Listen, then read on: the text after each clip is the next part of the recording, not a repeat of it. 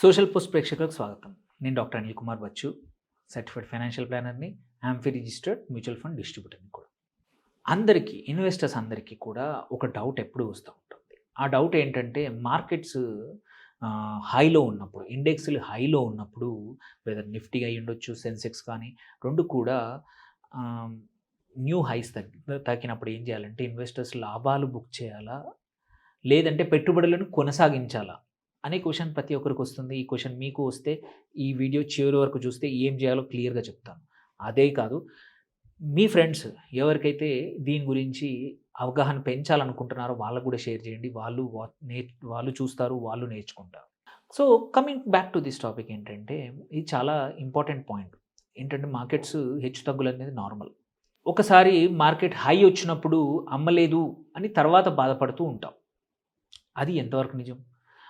కొన్నిసార్లు తొందరగా అమ్మేస్తాం, మార్కెట్స్ ఎక్కడికో వెళ్ళిపోతూ ఉంటాయి.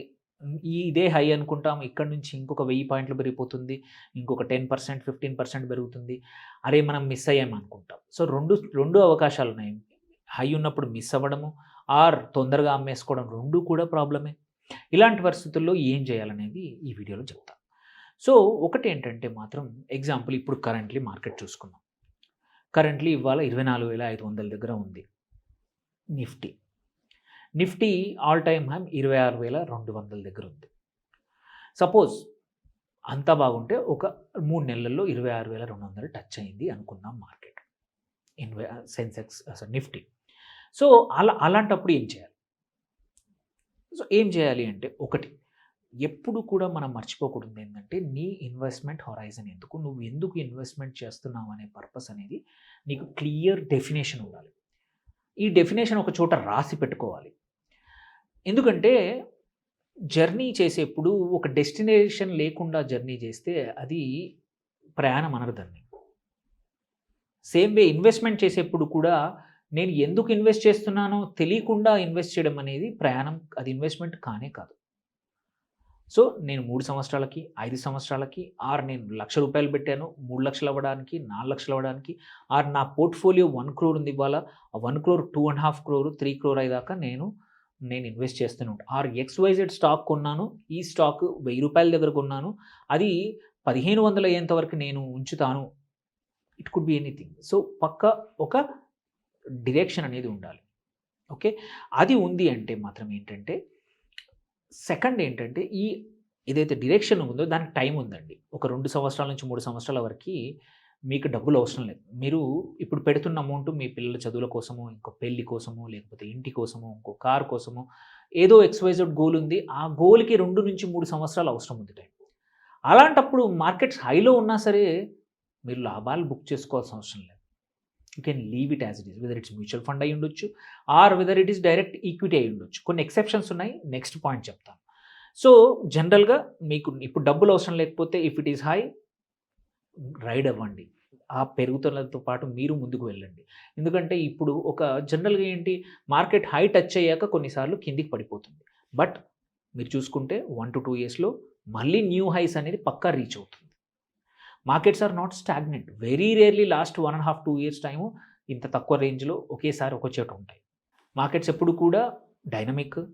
యూజువల్లీ క్యాపిటల్ ఫ్లో కూడా కంట్రీ టు కంట్రీ సైక్లికల్గా ఉంటుంది. కొన్నిసార్లు కొన్ని మార్కెట్లోకి వెళ్తాయి, తర్వాత మళ్ళీ క్యాపిటల్ ఇంకో చోటకు రావాల్సిందే.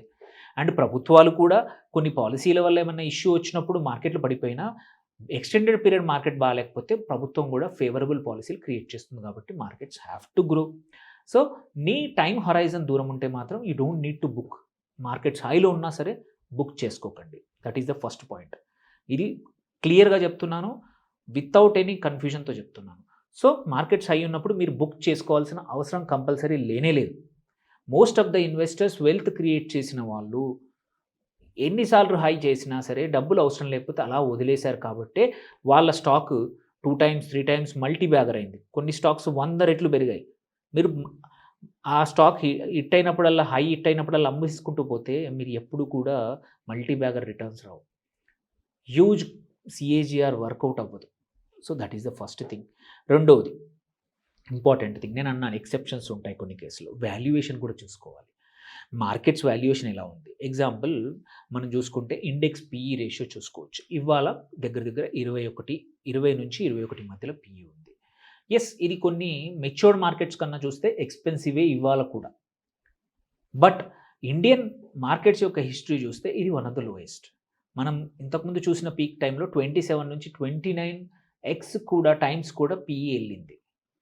సో ప్రాబబ్లీ లాస్ట్ టైం లాగే ఇప్పుడు కూడా 21-28-29x పీఈ వెళ్ళేంత వరకు మార్కెట్స్ ఫెయిర్లీ వాల్యూడ్ అనొచ్చు మన ఇండియన్ మార్కెట్స్.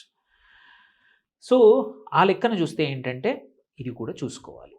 ఇప్పుడైతే చీప్, ఎందుకంటే 2 సంవత్సరాల నుంచి పెరగలేదు అండ్ ఎర్నింగ్స్ పెరుగుతున్నాయి, ఎర్నింగ్ గ్రోత్ సపోర్ట్ దొరికింది. 18 వరకు వెళ్ళిన పీఈ ఇప్పుడు 21కి వచ్చింది. 21 నుంచి 27, 28, 29, 30 వెళ్ళినా కానీ we can wait for it. Second అంటే అంతవరకు ఉంటే కంటిన్యూ చేయండి. అంతకన్నా తక్కువ ఉంటే, ఎక్కువ అనిపిస్తే మాత్రం సపోజ్ 30-32 ఉంటే కొంచెం ఎగ్జిట్ అవ్వండి. ఇది 30-32x పీఈ ఉంటే. దెన్ మూడోది వచ్చేసి మీ దగ్గర ఏ స్టాక్స్ ఉన్నాయో చూడండి. ఇది వెరీ ఇంపార్టెంట్. ఈ ఎక్సెప్షన్ ఇంతకుముందు చెప్పిన డిస్కషన్ చేసినప్పుడు ఇది మీరు ఉన్న స్టాక్స్ ఏవైతే పెరిగాయో ఇప్పుడు ఈ లైఫ్ టైం హై దగ్గర ఉన్నప్పుడు అర్నింగ్ గ్రోత్ సపోర్టెడా, తక్కువ డెట్ ఉన్న క్వాలిటీ కంపెనీయా, ఫండమెంటల్ స్ట్రాంగ్స్ ఉన్నాయా, అయితే ఉంచేయండి. పోర్ట్ఫోలియోలో ఎటువంటి చేంజ్ చేయొద్దు, సెల్ చేయాల్సిన అవసరం లేనే లేదు. అలా కాకుండా ఇలాంటి టైంలో ఏమవుతుందంటే మొమెంటమ్ స్టాక్స్ అంటే ఎటువంటి ఫండమెంటల్ సపోర్ట్ లేకుండా కూడా జస్ట్ అంటే ఇట్లా వరదలో అన్నీ కొట్టుకొచ్చినట్టే ఈ స్టాక్స్ కూడా పైకి కొట్టుకొస్తూ ఉంటాయి. అలాంటి స్టాక్స్ దగ్గర మాత్రం హిస్టారిక్ హై ఉన్నప్పుడు, లైఫ్ టైం హై ఉన్నప్పుడు జాగ్రత్తగా ఉండి కుదిరితే ఎగ్జిట్ అయ్యి ప్రాఫిట్ బుక్ చేసుకుంటే తప్పులేదు. ఎందుకంటే దానికి బేసిస్ లేదు, ఫండమెంటల్గా స్ట్రాంగ్ లేదు, క్వాలిటీ కంపెనీ కాదు. అలాంటప్పుడు ఎప్పటికప్పుడు బుక్ చేసేసుకొని ఎగ్జిట్, ఆ డబ్బుల్ని సేఫ్ వాటి కానీ కొన్ని రోజులు ఆగి మళ్ళీ అది కరెక్షన్ అయినాక మళ్ళీ అక్కడ ఎంటర్ అవ్వడం బెటర్. సో అందుకే పార్షల్ ప్రాఫిట్ బుక్ చేయడం అనేది చాలా ఇంపార్టెంట్ ఇట్లాంటి పోర్ట్ఫోలియోలో.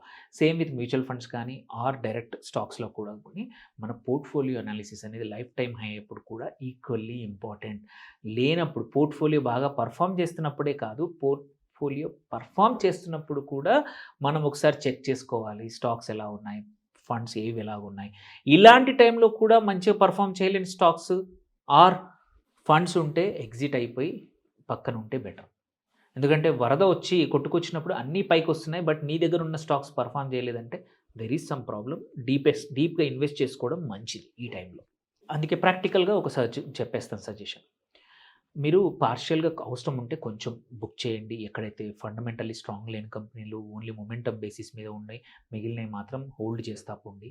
ఎందుకంటే మీకు తెలీదు ఏది న్యూ హై అనేది తెలీదు, ఎంతవరకు ముందుకెళ్తుందో తెలీదు, నోబడీ నోస్. అండ్ కిందికి వచ్చినా కరెక్షన్ వచ్చినా మళ్ళీ పైకి వెళ్తుంది మార్కెట్స్. మీకు ఇప్పుడు డబ్బులు అవసరం లేకపోతే ఉంచేయండి అట్లా. సో మీ పోర్ట్ఫోలియో 15-20%, 25% స్టాక్స్ ఏమైనా వచ్చాయి, ఫండమెంటల్లీ స్ట్రాంగ్ ఉన్నాయి, కీప్ కంటిన్యూయింగ్. లేవు ప్రాబ్లీ బుక్ చేసుకోండి. ఇంకా కొత్త కన్వెక్షన్తో కొత్త వేరే స్టాక్స్ని ఫైండ్ చేయండి. సో అందుకే సో మార్కెట్స్ ఇండెక్స్ నెంబర్ చూసి భయపడొద్దు. ఇండెక్స్ హై ఉందా లో ఉందా అనేది భయపడాల్సిన అవసరం లేదు.